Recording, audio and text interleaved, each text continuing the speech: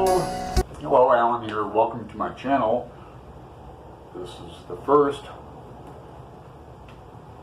update I'm going to do. Dennis at Intellectual Reads and I are doing a buddy read of Berlin Alexanderplatz by Alfred, Döblin. And it is, I knew very little about this book. It was recommended to me, and it's not that hard to read. I mean, so far I've looked up some German words and phrases. I've looked up it takes place during the Weimar era, after World War I in 1918, 1919. It was Germany's first taste and opportunity for democracy. And it was a very interesting time, very violent, full of anger and hatred, and it stopped when when Hitler and the Nazis took over. So that's what we're approaching.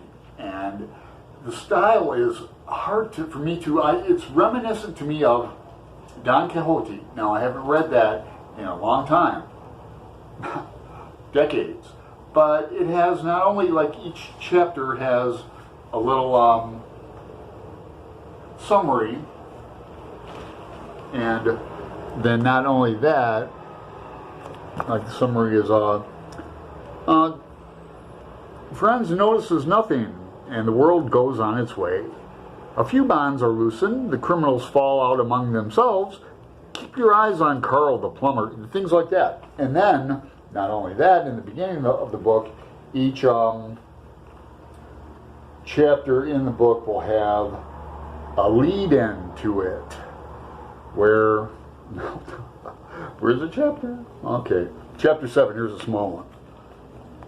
So, chapter 7, in which the hammer comes down on Franz Biberkopf.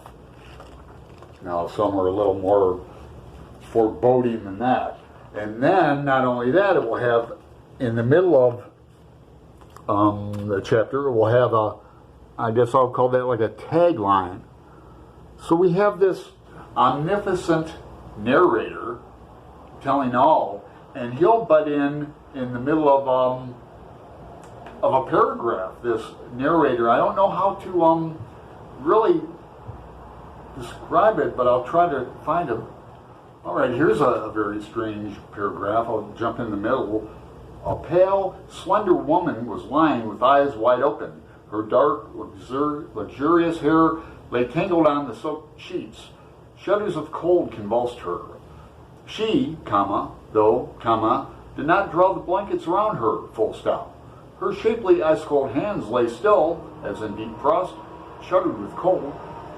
Slender woman with eyes wide open, renowned silk sheets, full stop. Her shining eyes wandered flickeringly in the dark, and her colon, open quotation marks, capital O-H, Helena, M-M, Helena, M-, close quotation marks, rotation marks, flotation marks. It's like, here's a tagline, victory all along the line. Franz Biberkopf buys a veal escalope. And now it's Wednesday, the third day, and he gets into his coat. Who's to blame for everything? Ida. Always Ida. Who else? I broke her fucking ribs, and that's why they put me in clink. Now she's got what she wanted. She's dead, and I'm standing here, and wailing and running down the freezing streets. Where to? Where they used to live, at her sister's. See how, it starts out in third person, and then it breaks in with, like, he went there. Who's to blame? Ida. Always Ida. He gets into his coat, and then it's, I broke her fucking ribs. That's why they put me in clink. It's like that. And then the dialogue will be all in one paragraph too. I mean, luckily we have quotation marks, but you have to have a good ear. Now, I did have the film on DVD to Berlin Alexanderplatz, and I watched it a little bit, not closely, but I'm going to get it again and watch it again. It's 15 hours long, but it's a influential film and filmmaker too. There's a lot of Old Testament things in here early on about Adam and Eve and paradise specifically, and they'll just drop that in, you know. Chapter 2. Our hero Franz, has been successfully brought to Berlin.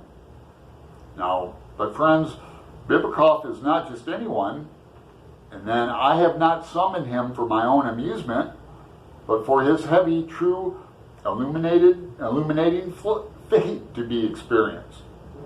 It's a story of a man released from prison for killing this Ida woman, and then they go into the detail of that. I mean, Goethe's Faust is in here, mythology, Greek mythology, stream of consciousness, of course, politics, nationalism, and violence and sex too. There's very early on there's some weird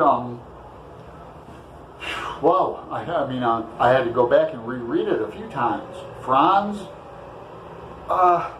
goes back to Berlin and knocks on Ida's sister's door.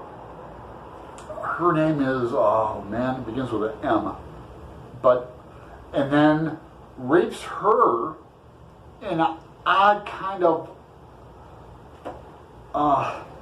you know, she resists a little, threatens to call the police, and he's like, oh, come on. And then she's married to a guy that Franz knows. It's going to catch up with him. I stopped off at, I think, chapter 4. But Dennis and I are going to read up to chapter 6 by Friday. And he's only a little bit ahead of me, so I was glad to hear that. But we're both very much enjoying this novel. Let me show you something else before I go. Oh yeah, and then there's I just stopped with, Franz finally took off, no one can find him, Lena and his friend Mac. And that's because, this other guy, his name's Luders, is it Otto? He goes back and rapes Ida's sister too. And then Franz is going to pick up things he left off there, and she won't let him in, and he's mad now. And he's, safe to say he's an alcoholic. He's got a drinking problem. He starts off there. So it's just such a dense, compact novel, plotted out. It's really hard to talk about in less than 10 minutes. So it's funny too sometimes. It's very funny. There's like Cockney English characters in here. They have that speech of Cockney accent. I'm still trying to figure this out. So any help, please feel free to leave me suggestions. And I wanted to show you this before I forgot. The description of Franz killing Ida, he broke her breastplate, and it's all detailed. What happened to the female's sternum? It reminds me of the episode 18 in Ulysses, the Ithaca chapter, where it's after Bloom took Stephen home, and all these paragraphs of minutia, detail. That's what this is like. Is the first Newtonian, and then there's pronunciation in German of Newton. But then these mathematical equations, something you'd see in Pynchon. The force accelerated, and therefore the degree of disruption is expressed in another formula. Delta V equals 1 over C F delta T. The outcome was wholly predictable. No, well. So, we will see you back here Friday for more Berlin Alexanderplatz.